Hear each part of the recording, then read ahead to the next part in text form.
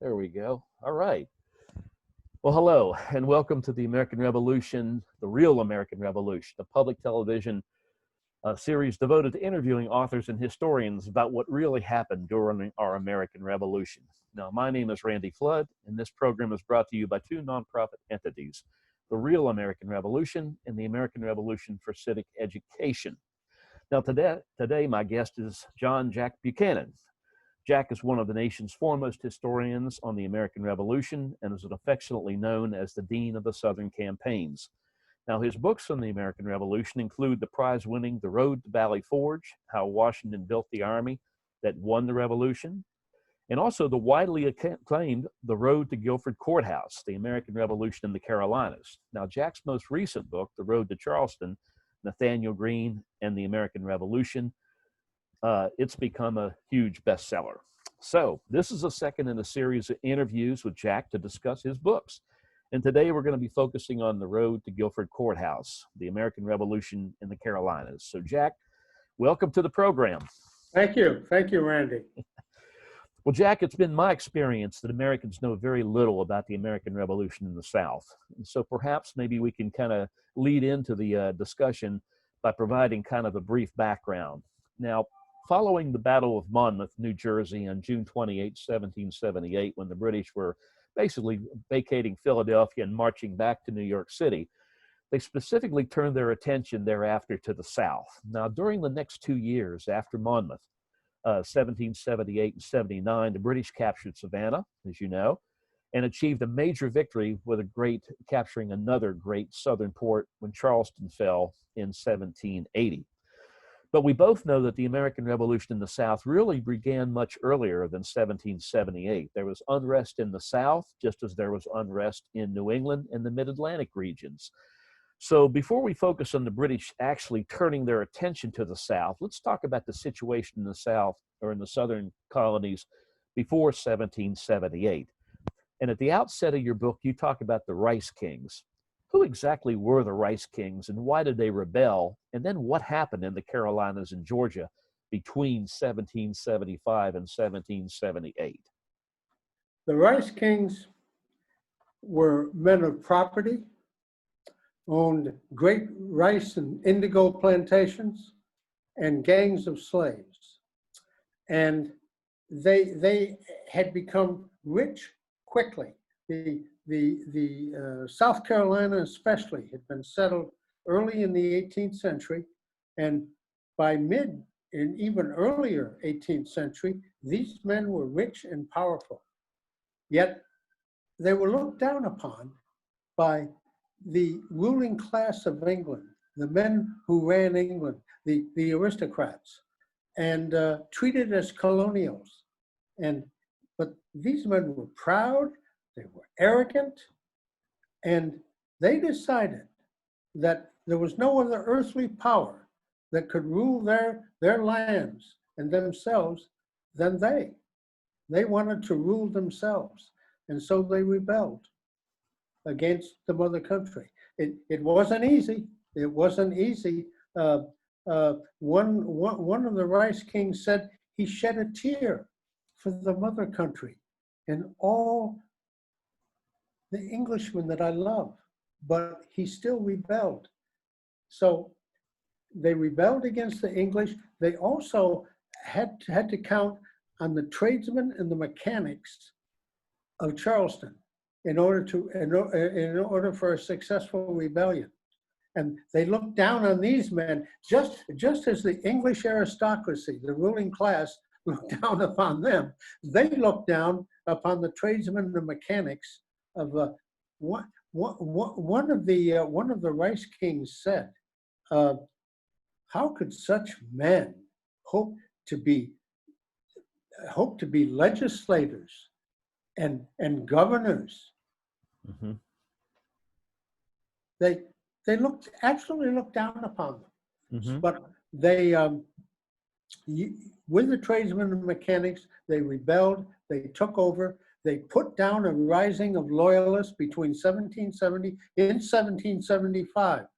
They led a military campaign in the backcountry against the loyalists, put them down, and from 1775 to 1778, they ruled in the Carolinas and Georgia.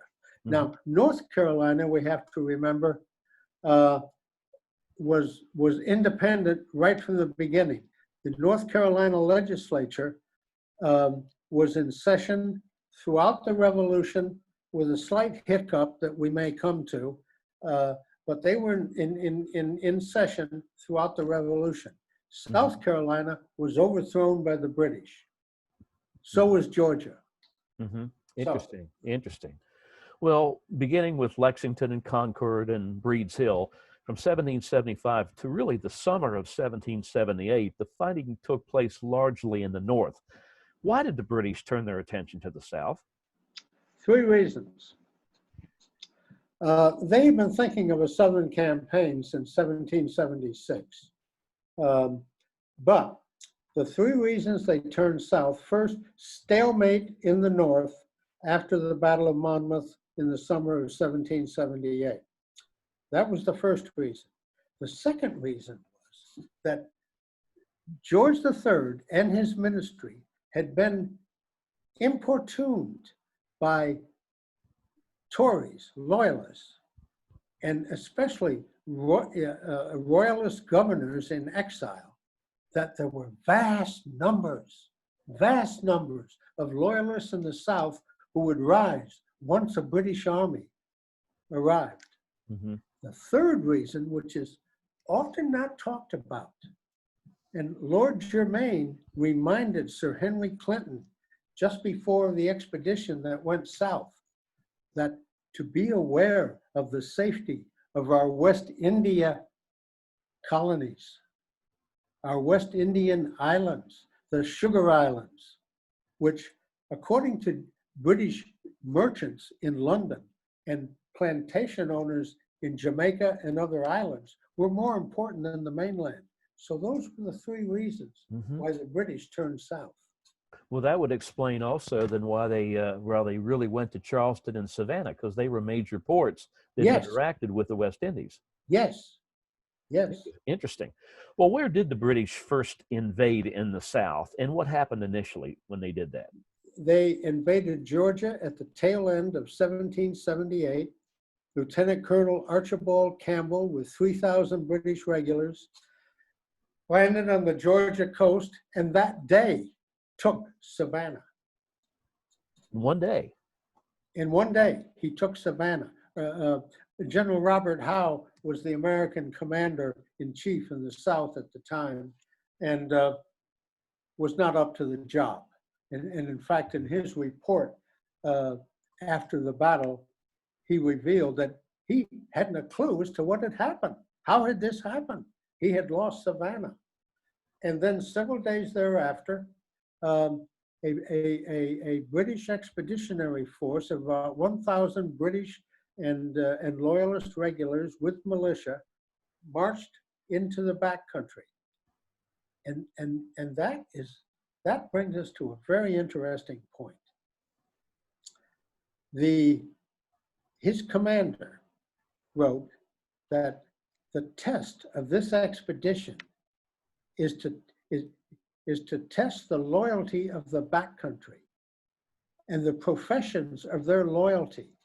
6,000 loyalist fighters had been promised to Campbell. 1,000 to 1,400 showed up. They had also been promised legions of Indian auxiliaries coming in from the west. And these will be the Creek Indians or the Muskogee. Not one Indian appeared. And about a year after that, Lord Cornwallis wrote, who by then was in command in the South, of British forces in the South, the control of the backcountry is of the utmost importance. Our success in the Southern District depends totally upon it. Why? Because the majority, 3/4 of the white population of the South lived in the Georgia and Carolina backcountries.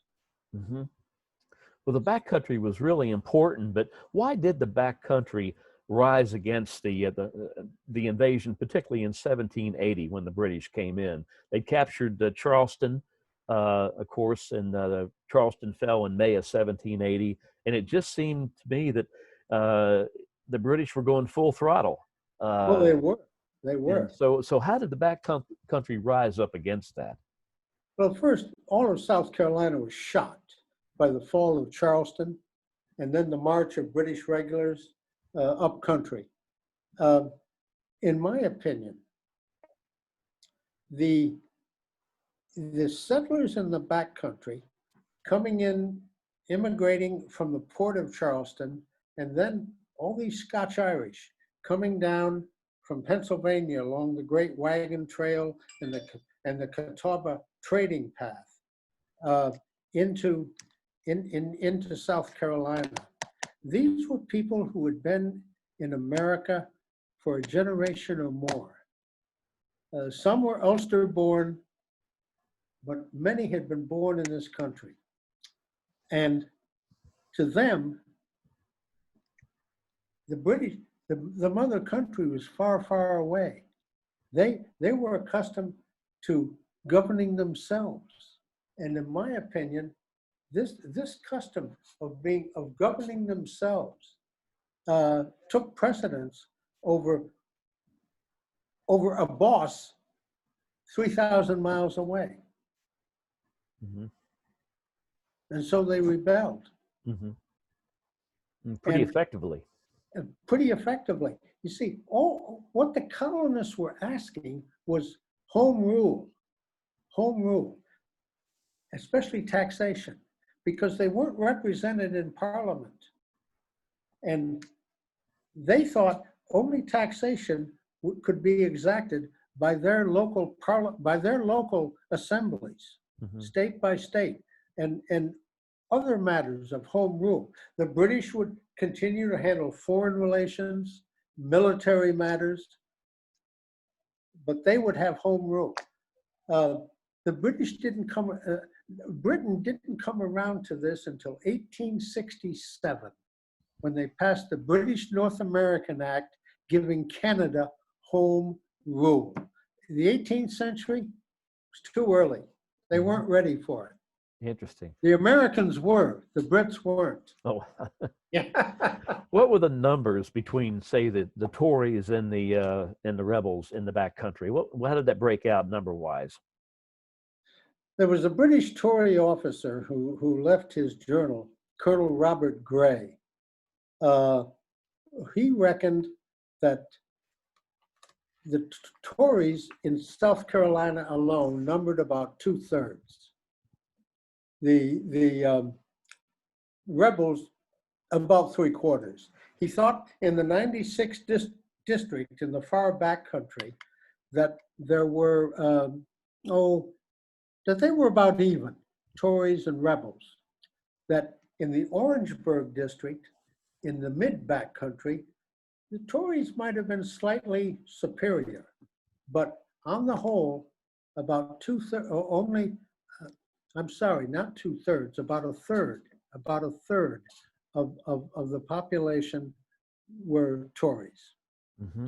A modern student, Robert Stansbury Lambert, in his book on the Loyalists in South Carolina, he came up with a 22% figure, 22% of Tories. The Tories, you see, this myth that had been fed to the king and to his ministers, that the Tories would rise in vast numbers, just wasn't true. Mm-hmm. It wasn't true. Interesting. Well, it's been said that the Southern backcountry rebels really kind of invented a new type of fighting. Now, is this really true? And what did the backcountry rebels accomplish? No, it's not true. Although it has been published and some people believe it, it was guerrilla fighting. It was guerrilla fighting, which we know we today know that so well. You know, from Vietnam, the British know it from Kenya. It's been happening all over the world. Guerrilla fighting goes back to ancient times, probably in prehistory, before recorded history. It was simply guerrilla fighting. Uh, the, the, the famous fight in 1775, when the British were retreating from Lexington and Concord, the Massachusetts militia used guerrilla fighting to combat them. So there was no new method of fighting. But the one difference between northern guerrilla fighting during the Revolution and southern guerrilla fighting, with one exception, the southern guerrillas were mounted. And so they had mobility. Lord Rawdon, who took over command of British forces in South Carolina on what the British called the frontier after Cornwallis went north in pursuit of Morgan and Greene. Lord Rawdon said, their mobility is the reason we have never been able to bring them to a decisive action. The only example of that in the north is in a county just north of New York City, Westchester County, where two groups, the Cowboys and the Skinners. The Cowboys were Tories, the Skinners were rebels, were mounted. That's the only example in the north that I know of. Interesting, interesting. Well, there were some pretty effective guerrilla leaders that you've underscored in your book, and you've highlighted, such as Francis Marion and Thomas Sumter and Andrew Pickens, also Elijah Clark. Were there others that complemented them, or were they the major ones? They were the major ones. The triumvirate is usually spoken of as Marion, Sumter, and Pickens. Elijah Clark hasn't got as much press, historical media, as the other three. He was a ferocious fighter. At the Battle of Musgrove's Mill, according to a friend of Isaac Shelby, who was one of the colonels there, Shelby stops in the middle of battle and looks in awe at the ferocious fighting ability of Elijah Clark, this illiterate backcountry fighter. But no, those were the three. And then there were the Roebucks and others, secondary fighters, but who were just as important. But those were the three who got the historical press: Marion, Sumter, and Pickens. Mm-hmm. Okay. Well, Jack, we got one final question here. What's the one takeaway from the road to Guilford Courthouse that really every American needs to know? What happened, what really happened in comparison to what's been lost to history or what's been perpetuated in myth? We have so many myths about the American Revolution, but what does every American need to know about the road to Guilford Courthouse? Well, I would like to address a new myth that is being promulgated by a fairly large coterie of historians, and also by the 1619 Project of the New York Times. And I don't mean to sound like some, way off radical or anything. I read the New York Times every day. I live in New York City. I read the New York Times every day. It's a great newspaper, great coverage. This myth that newly born because of present concerns, that the American Revolution occurred to protect slavery. Hogwash, to put it politely, if you know what I mean. Sure. That's not why the American Revolution occurred. It was not to protect slavery. That is one thing I would take away from all of my books. It was about freedom. It was about freedom. It was about home rule, and it was not to protect slavery. That's what I would like to take away from all of my books. Mm-hmm. Well, excellent. Well, You've certainly provided us with a great insight, and I love The Road to Guilford Courthouse. From the first time I read it, I recognized it, and talking with other historians, I really recognized that The Road to Guilford Courthouse was our Bible to the Southern campaigns. Thank you, sir. Thank you. There's no question about it. I mean, you want to know what really happened in the South, and you've got to read Jack Buchanan's Road to Guilford Courthouse. Well, you know, one of the reasons I wrote it, a lot of Americans, all they know about Cornwallis is he surrendered at Yorktown. But the question is, what happened to him before Yorktown? Where was he? What was he doing? And that's one of the reasons that led me to write The Road to Guilford Courthouse. Well, excellent. Well, I'm glad you did. Thank you. Thank you. It's been a great guide for all of us who have an interest in particularly the Southern campaigns, or those of us who've been specializing in that particular area of history. So, well, Jack, that looks like all the time we have today. So thanks so much for taking time to join us for a Thank you delightful for having me. discussion. And I appreciate it. folks, The Road to Guilford Courthouse, The American Revolution in the Carolinas, is available from Amazon and other outlets. And if you want to know everything you need to know about the war in the South, this is the book that you want, The Road to Guilford Courthouse. Now, today our guest has been author and historian Jack Buchanan. So join us again when the Real American Revolution and the American Revolution Consortium for Civic Education interview other outstanding historians about the real American Revolution. Thank you for joining us, and we look forward to speaking with you again. Thanks so much.